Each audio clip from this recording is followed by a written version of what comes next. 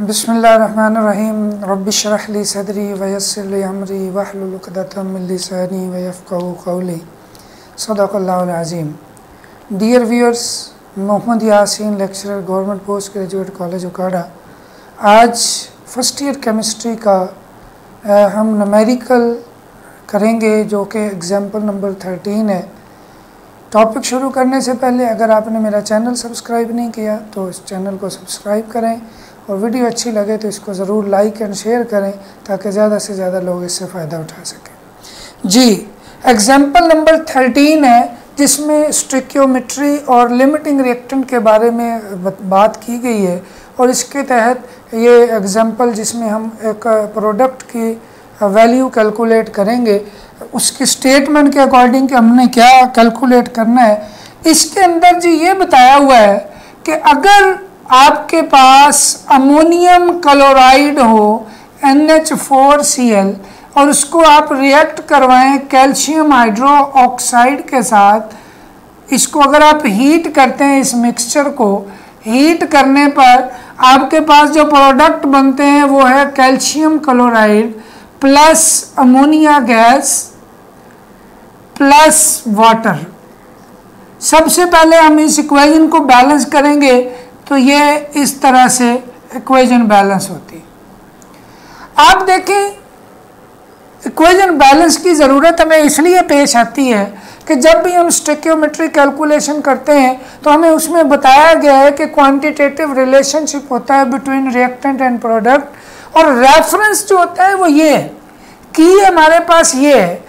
इस रेफरेंस, इस की से हमें पता चलेगा कि कितना अमोनियम क्लोराइड लेंगे, उसके साथ कितना कैल्शियम हाइड्रोक्साइड रिएक्ट करेगा, उससे कितना कैल्शियम क्लोराइड बनेगा, कितना अमोनिया बनेगा, कितना वाटर बनेगा। एक्चुअली इस बैलेंस इक्वेशन से हमें यह पता चलता है कि how much reactant is required to produce particular amount of the product, या कितने रिएक्टेंट से कितना प्रोडक्ट बनेगा, कितना प्रोडक्ट बनाना चाहते हैं उसके लिए कितना रिएक्टेंट लेना पड़ेगा। ये जो चीज़ है ये हमें बैलेंस केमिकल इक्वेशन से पता चलती है। इस इक्वेशन के अंदर उसने ये कहा है कि आप मास ऑफ अमोनियम क्लोराइड लेते हैं 100 gram and mass of calcium hydro oxide आपने लिया वो भी 100 ग्राम। क्वेश्चन के अंदर वो पूछता है कि जी 100 ग्राम ऑफ ईच ये लेके उसका मिक्सचर लिया, उसको हीट किया, तो बताएं अमोनिया कितनी बनी। आपने बताना है जी मास ऑफ अमोनिया NH3 कितनी प्रोड्यूस हुई। दूसरा उसने कहा कि इनमें से कोई एक लिमिटिंग रिएक्टेंट होगा। लिमिटिंग रिएक्टेंट है तो डेफिनेटली वो पहले ख़त्म हो जाएगा, कंज्यूम हो जाएगा। तो उसने कहा जो बाकी चीज़ बचेगी वो कितनी है, अमाउंट ऑफ रिएक्टेंट जो इसमें आपने बताना है लेफ्ट अनरिएक्टेड या लेफ्ट बिहाइंड। रिएक्टेंट, उस रिएक्टेंट की अमाउंट भी बतानी है आपने कि उसमें जो बच गया है रिएक्टेंट वो कितना बचा है। सबसे पहले हमने फाइंड करना है कि लिमिटिंग रिएक्टेंट इसमें कौन सा होगा। लिमिटिंग रिएक्टेंट की डेफिनेशन आप पहले पढ़ चुके हैं, इससे पहले वीडियो में मैं बता चुका हूँ। लिमिटिंग रिएक्टेंट होता है the reactant which control the amount of product, या आप इसको ऐसे भी कह सकते हैं the reactant which is consumed earlier, जो पहले ख़त्म हो जाए, पहले ख़त्म होने की वजह से रिएक्शन स्टॉप हो जाएगा। इसका मतलब यह है कि तब तक जितना प्रोडक्ट बनना था बन चुका, उससे मज़ीद प्रोडक्ट नहीं बनेगा। और यही वजह है कि लिमिटिंग रिएक्टेंट ही होता है जो अमाउंट ऑफ प्रोडक्ट को भी कंट्रोल कर लेता है। इसी वजह से हम इसको इस तरह से एक डेफिनेशन इसकी ये भी करते हैं। अब क्वेश्चन में उसने पूछा है कि जी 100 ग्राम दोनों के लेने, 100 ग्राम आपने इसका लेना, 100 ग्राम ही इसका लेना, बताएं अमोनिया कितने प्रोड्यूस हुई। पहला क्वेश्चन ये है, फर्स्ट पार्ट जो है ना क्वेश्चन का वो अमोनिया का बारे में पूछा गया है। दूसरा पार्ट है कि इन दोनों में से जो बाकी बच गया है वो कितना है। अब याद रखें, मैंने आपको एक वीडियो में बता चुका हूं कि ये बैलेंस इक्वेशन क्या बताती है, क्या रिलेशन है, इसको पढ़ना हमें आना चाहिए। इसके मुताबिक 2 moles of ammonium chloride react with 1 mole of calcium hydroxide, it produce 1 mole calcium chloride, 2 mole ammonia and 2 mole water। मतलब ये जो रिलेशनशिप है रिएक्टेंट और प्रोडक्ट की क्वांटिटी के लिहाज से ये मोल में दिया हुआ है और यही हमारे पास की है। इसी रेफरेंस को हमने यूज करना है और इसके तहत हमने ये फाइंड करना है कि इसके इतनी अमाउंट से इसकी इतनी अमाउंट से यह कितना बनेगा। हमने इसमें वो लिमिटिंग रिएक्टेंट की आइडेंटिफिकेशन के 3 स्टेप हैं, उनको भी फॉलो करना है। उसी को अगर हम उसके मुताबिक ही चलें तो सबसे पहले हमने क्या करना है जी, उसके अंदर पॉइंट्स बताए हुए हैं। सबसे पहला काम अमाउंट ऑफ जो होती है रिएक्टेंट की गिवन अमाउंट जो होगी उसको आपने मोल में कन्वर्ट करना है। आइडेंटिफिकेशन ऑफ लिमिटिंग रिएक्टेंट में पहला स्टेप ही यही है कि convert the mass into moles, जो गिवन अमाउंट दी गई है। अब इसके मोल बनाएं तो मोल बनाने के लिए आपके पास एक फार्मूला है। किसी भी चीज के मोल्स जो होते हैं वो किसके इक्वल होते हैं, mass in grams over molar mass. तो इस फार्मूला के तहत इस फार्मूला को यहां अप्लाई करेंगे आप और इसके मुताबिक ये क्या हो जाएगा 100 ओवर। अब इसका मोलर मैस निकालना है। मोलर मैस कितना आता है जी, नाइट्रोजन 14, हाइड्रोजन 1 है, 4 हाइड्रोजन है, इसी तरह से क्लोरीन 35.5। तो ये आंसर आएगा इसका 53.5 ग्राम पर मोल। इसका मोलर मैस आया इसका, और इसको हमने क्या किया, इस पर डिवाइड कर दिया मोलर मैस को। मैस इन ग्राम 100 ग्राम था, मोलर मैस जो है वो 53.5 है। इसको डिवाइड किया, हमारे पास आंसर आया 1.87 मोल्स। मतलब ये हुआ कि जो अमाउंट हमें अमोनियम क्लोराइड की दी गई थी 100 ग्राम, उसको हमने जस्ट मोल में कन्वर्ट कर दिया। अभी हम आगे नहीं गए कि इससे प्रोडक्ट के हवाले से। अब इसके भी उसी तरह से मोल्स बना लें। तो इसके मोल्स बनाने के लिए आप पहले इसका मोलर मैस निकालें। 40 होता है, ये दोनों मिलकर 16 + 1 17 हो गए और 17 को डबल करेंगे तो ये 34 हो जाएगा। टोटल इसका आंसर होगा 74। इसका आंसर था 53.5। तो आपने क्या किया, अब इसको इसके मोलर मैस पे डिवाइड किया तो इसके मोल्स आ गए और ये आ गए तकरीबन 1.35 मोल्स। अब 2 चीजें हमारे पास आ गई। जो अमाउंट हमें रिएक्टेंट की बताई गई थी कि 100 ग्राम इसका लिया आपने, 100 ग्राम इसका लिया, उसको लेके आपने हीट किया और उससे अमोनिया प्रोड्यूस हुई। तो हमने पहला स्टेप क्या किया, उसके ग्राम्स को मोल में कन्वर्ट कर दिया। इसके ग्राम को भी मोल में कन्वर्ट कर दिया, इसके ग्राम को भी मोल में कन्वर्ट कर दिया। अगर आपको याद हो, आइडेंटिफिकेशन ऑफ लिमिटिंग रिएक्टेंट में दूसरा स्टेप बताया हुआ है कि calculate the amount of product from each reactant separately. Her reactant से प्रोडक्ट की अमाउंट अलग अलग कैलकुलेट करनी है। अब अगर आप इसमें देखें, हमारे पास रिएक्टेंट है 2। एक है अमोनियम क्लोराइड और इससे हमने निकालना है अमोनिया। अब बैलेंस इक्वेशन ये कहती है कि when 2 moles of ammonium chloride हो तो अमोनिया कितना प्रोड्यूस होता है, 2 मोल्स।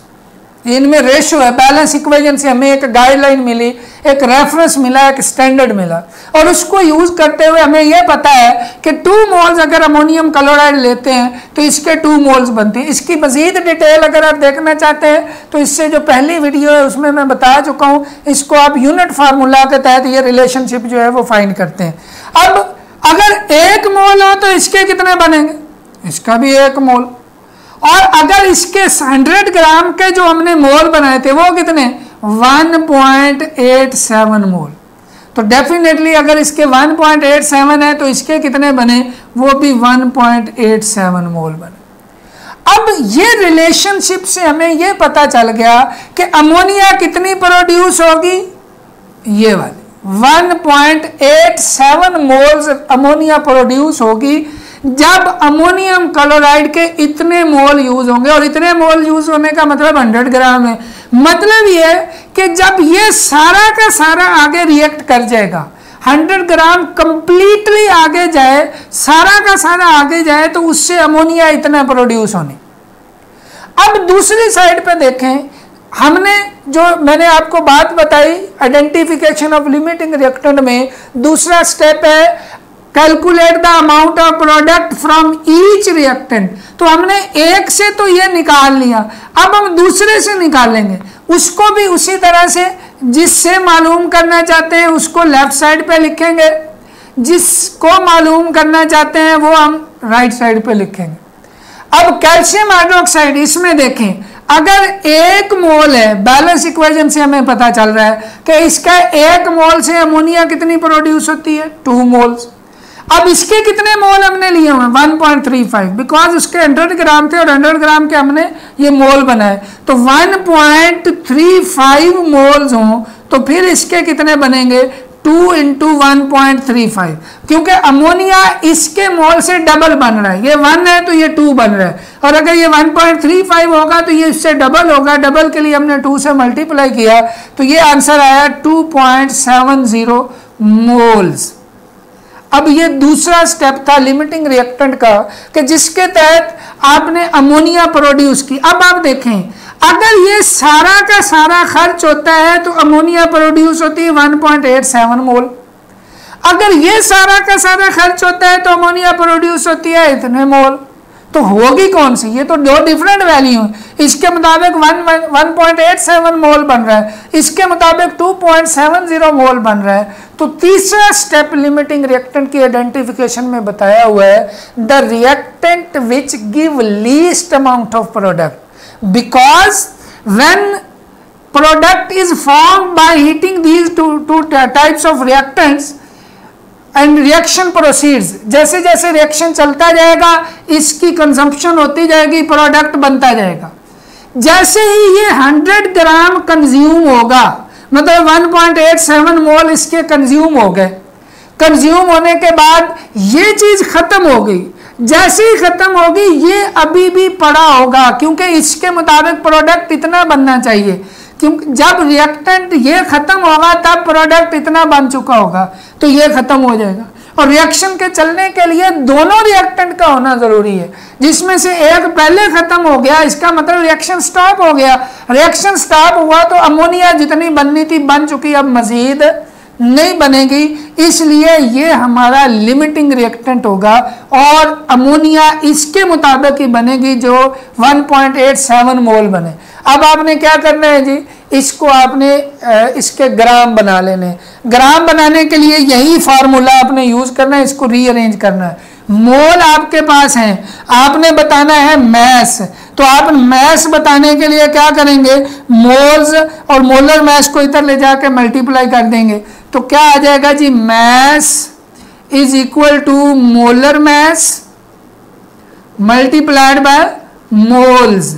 अब मोल्स इसके हैं जी 1.87 और अमोनिया है तो अमोनिया का मोलर मैस 17 लेंगे, तो ये आंसर 21 के राउंड अबाउट आ जाएगा। इतने ग्राम अमोनिया प्रोड्यूस होगी। ठीक है जी, ये हमारा इसके लिहाज से था कि एक्चुअली पहला पार्ट जो हमारे क्वेश्चन का था अमोनिया कितनी प्रोड्यूस होगी वो ये। अब दूसरा पार्ट ये है कि amount of reactant left behind unreacted जो बच जाएगा, डेफिनेटली ये जो है ये बच जाएगा।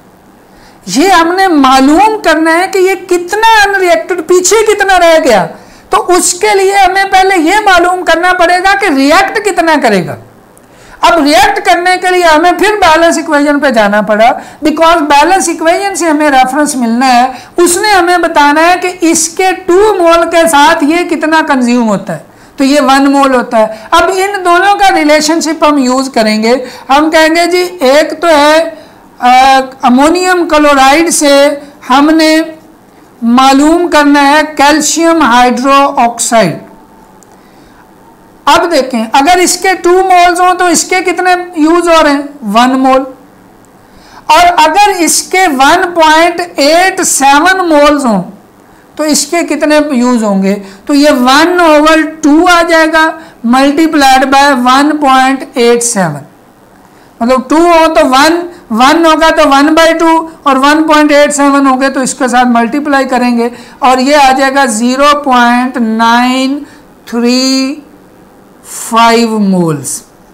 अब देखें, जो 100 ग्राम अमोनियम क्लोराइड के साथ कैल्शियम हाइड्रोक्साइड रिएक्ट करेगा ना, वो इतना होगा।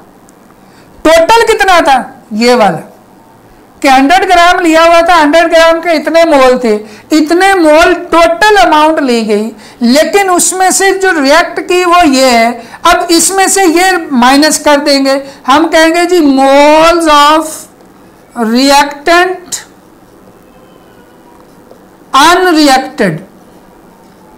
अनरिएक्टेड जो होंगे वो कितने होंगे? 1.35 माइनस 0.93 मोल्स। तो कितना आंसर आएगा जी? इसमें से आप इसको माइनस करें तो ये आ जाएगा 24.0, इतने मोल्स आएंगे। और इन मोल्स का आपने मैस मालूम करना है तो इसको आप इसके मोलर मैस से मल्टीप्लाई कर देंगे, जो 74 होता है, तो आपके पास इसका आंसर आ जाएगा जो भी। ठीक है, इसको मल्टीप्लाई करना सिंपल आपने। तो इस तरह से ये वो अमाउंट होगी जो अनरिएक्टेड होगी। एक तो आप इस तरह से डायरेक्ट भी कर सकते हैं, दूसरा आप ये कर सकते हैं कि ये जो मोल आपने बनाए हैं, कैल्शियम हाइड्रोक्साइड जितना इसके साथ रिएक्ट करेगा, इसके जो मोल आपने निकाले हैं, इन मोल्स को इन मोल से माइनस करने के बजाय यहाँ पे डायरेक्ट आप इसको जो है वो 74 से मल्टीप्लाई करके इसके ग्राम बना लें और फिर इन ग्राम को 100 से माइनस कर दें, क्योंकि बैस में 100 ग्राम लिया हुए थे, मोल में 1.35 होता। अगर मोल से माइनस करें तो फिर भी ठीक है, जैसे ये किया हुआ है, या आप इस मोल को ग्राम में कन्वर्ट करके इन ग्राम को 100 में से माइनस करेंगे तो उससे भी इसका जो होगा मैस आ जाएगा कैल्शियम हाइड्रोक्साइड का, जो अनरिएक्टेड होगा, जो पीछे बच गया होगा, जो कि एक्स्ट्रा होगा, एक्सेस में होगा। जी, उम्मीद है आपको समझ आई होगी। वीडियो अच्छी लगे तो इसको ज़रूर लाइक एंड शेयर करें। Thank you very much.